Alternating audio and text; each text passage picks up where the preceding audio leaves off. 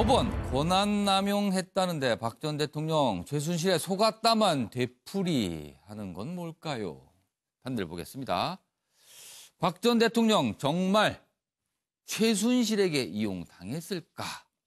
자, 이런 얘기를 그동안 했습니다. 최순실에게 속았다. 왜 아무도 말을 안 해줬나?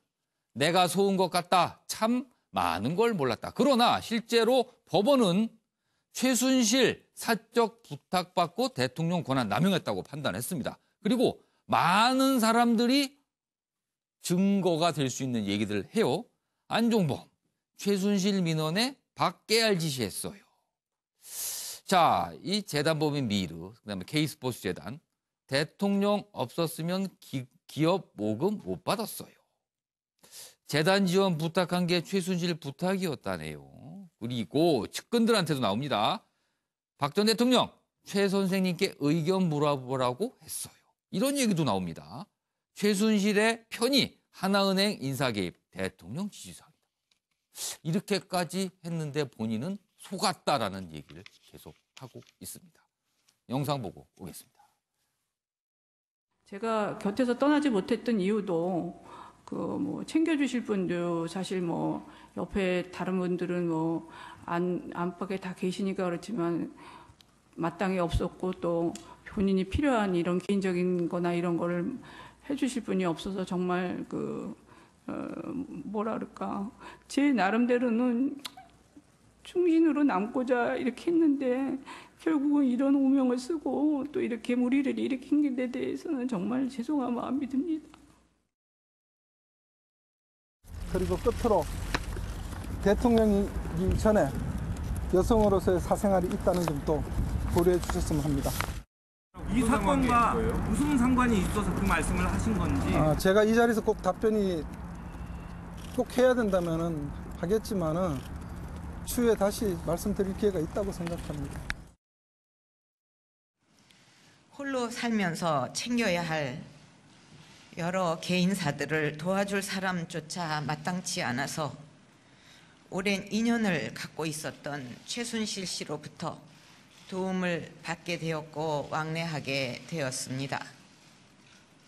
제가 가장 힘들었던 시절에 곁을 지켜주었기 때문에 저 스스로 경계의 담장을 낮추었던 것이 사실입니다.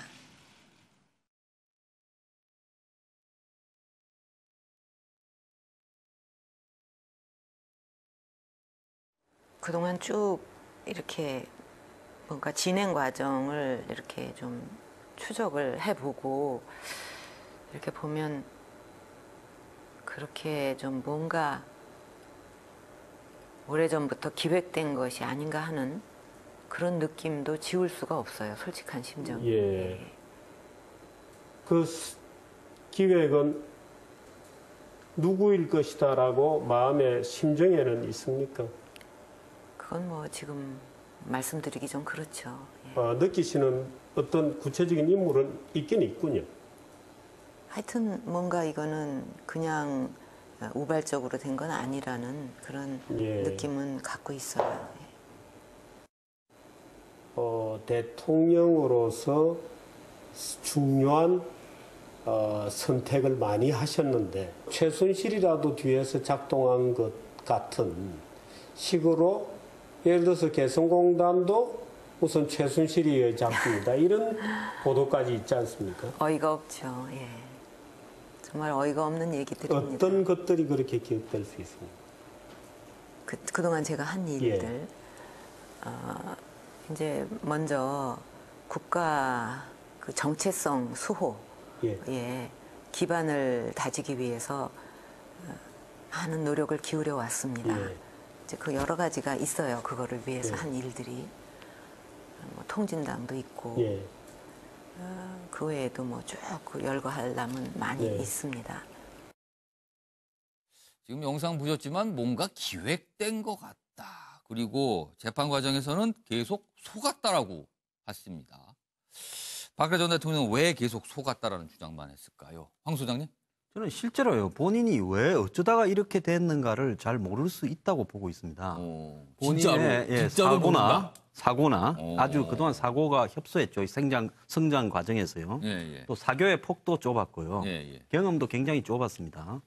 그래서 실제로 이런 부분으로 인해서 최순실의 의존도가 상당히 높은 상태에서 수십 년이 되어 왔기 때문에 채가 하는 일이 맞았다고 볼 수 있는데요. 예. 그럼 여기서 누가 문제냐? 저는 보좌자의 책임이 굉장히 중요하다고 봐요. 지금은 전부 박 대통령한테 전가하면서 우리는 시키는 대로 받아 적기 말고 저기가 다 했다라고 이야기를 예. 하죠. 제가 저 정권이 한참 잘 나갈 때 거기에 좀 중요한 역할하는 사람 만나봤는데요. 아무도 아무 책임을 안 지려고 하면서 적당히 시간만 때우고 또 일부는 권력이 주는 어떤 부패 이런 부분에 집중하고 있다는 인상을 받았거든요. 그렇기 그 때문에 레이저 무서워서 뭐 말을 했겠습니까? 예? 누가? 그 레이저 무서워서 말 쏘아보는- 못할 정도면 저런 데 들어가서 배설할 생각을 하지 말았어야죠. 알겠습니다. 그게 무서운데 왜 그 자리에 앉아 있느냐 그렇게 좀 질타를 해주신 것 같습니다. 자, 차지영 교수님. 예, 저는 뭐 이 박근혜 전 대통령이 속았다는 예. 표현, 우리가 상당히 좀 귀에 익숙한 표현입니다. 그래서 제가 예. 2008년의 추억이라는 그 말을 썼는데요. 2008년 당시 한나라당 공천 시절에 박근혜 친박계가 공천 학살을 당했죠. 그때 박근혜 전 대통령이 한 이야기가 있습니다.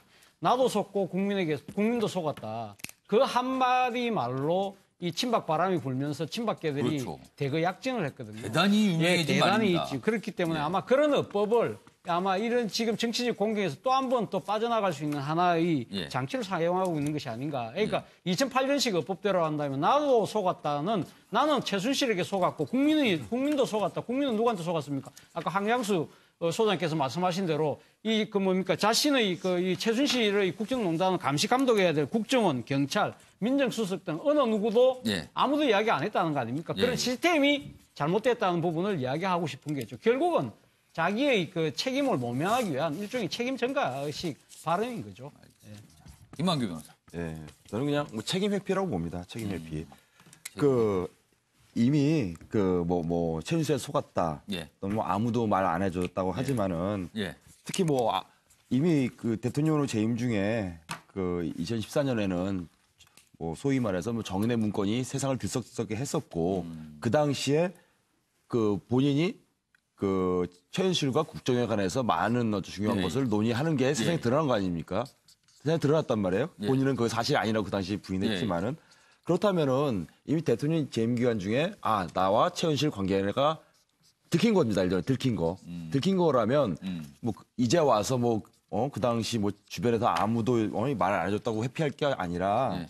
그때라도 그게 사실이었다면은 뭐 검찰의 수사를 제대로 하라고 지시를 하거나 이랬었는데 그런 건 전혀 안 했고 오히려 뭐 그냥 일부 지금도 뭐 박근혜 전 대통령은 뭐 일종의 천사고 뭐 최순실이 악마다. 그래서 우리 뭐 박근혜 전 대통령이 너무 불쌍했다. 해서 뭐 박근혜 대통령 탄핵 무효 예. 이런 걸 주장하시는 일부 국민들이 있는데 예, 예. 이 점에 대해서 전직 대통령이라면 예. 적어도 오늘 같은 판결 선고나 아니면 항소심에서 한 번 좀 진짜로 진지하게 예. 본인의 잘못을 인정을 하고 예. 국민의 통합을 위해서 더 이상 이런 왜곡된 사실들이 전파되지 않도록 하는 것이 좀 마지막 뭐 임무가 아닌가 생각이 듭니다. 마지막 임무라고 했는데 그런 임무의 모습을 과연 언젠가 볼 수 있을런지 모르겠습니다. 박근혜 전 대통령 이야기는 뭐 이 정도로 하고요. 다음 주제로 좀 넘어갈 텐데 보수가 위기란 말 요즘 참 많이 듣습니다. 그런데 정말 보수가 위기인 걸까요? 아니면 보수 정당이 위기인 걸까요? 다음 이슈로 넘어갑니다.